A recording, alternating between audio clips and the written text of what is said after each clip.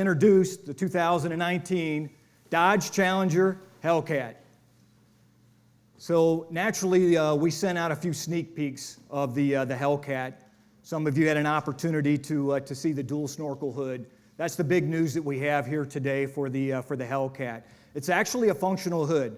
So inside the left side here of the hood snorkel allows 18% additional airflow into the inlet box. That additional air allows us to have an additional 10 horsepower. So today, the 2019 Hellcat, 717 horsepower, 656 pound-foot of torque available on the Hellcat. So without further ado, let's introduce the final car. It is our 2019 Dodge Challenger Hellcat Redeye. So you'll notice a lot of the features that waterfall from the Hellcat straight over to the vehicle from a performance standpoint.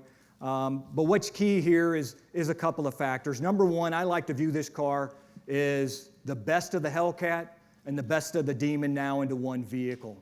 In fact, my line is that it's a Hellcat that's been possessed by the Demon. And that's what you have here with the Redeye. Underneath the hood, 797 horsepower. 707 pound-foot of torque available on this vehicle.